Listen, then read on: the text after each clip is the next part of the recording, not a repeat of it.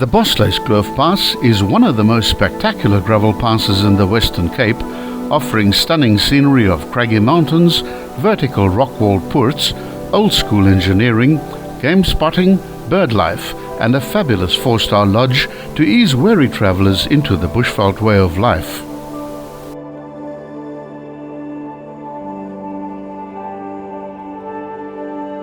The pass has 60 bends, corners and curves compressed into its 7.6 kilometer length with an average gradient of 1 in 13, which is remarkable considering that the lower part of the pass where it becomes a poort is fairly flat.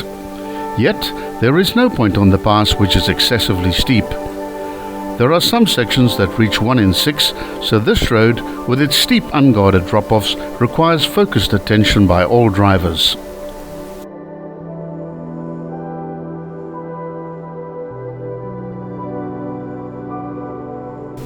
This historic pass dates to 1862 and was completed by Thomas Paine's brother-in-law, Adam de Smet. The road is so named after the many fossilized ticks which were found in the rocks when the road was built. This used to be the main road between Laingsburg and Prince Albert up till the late 1960s, when the Department of Water Affairs built the Bosluiskloof Dam, which had a number of consequences, including making this road obsolete.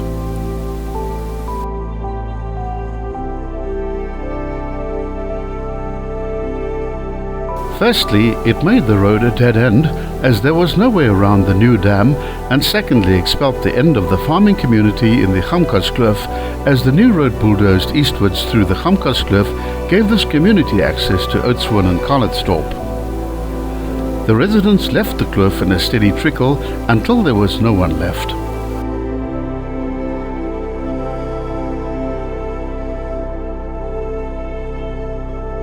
Over the past 160 years, until about 1970, different parts of the reserve were extensively used for stock farming. Currently it extends almost 14,000 hectares, but it was of still greater magnitude before the Bosluiskloof Dam was built from 1967 to 1969 on the eastern side of the property.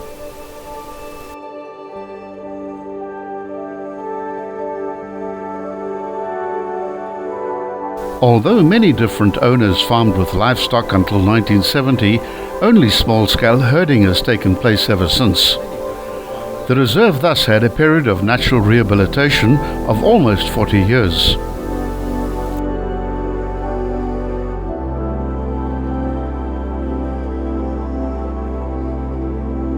The veld in some areas is untouched by grazing, but other areas were not that fortunate.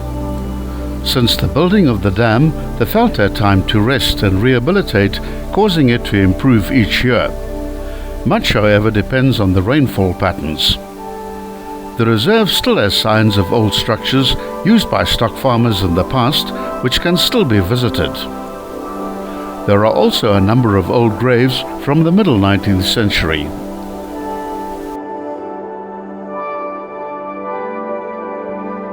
The road today is a cul-de-sac at the reserve's eastern end.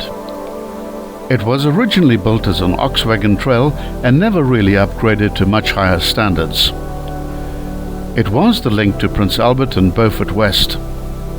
An interesting piece of history is unfolding with the development of the wagon route to Beaufort, a 4x4 route.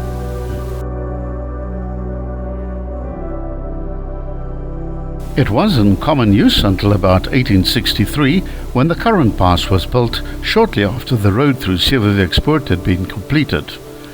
The new, much more accessible road obviously changed forever the lives of the many pioneer settlers and trekboere who were already occupying large areas of the land.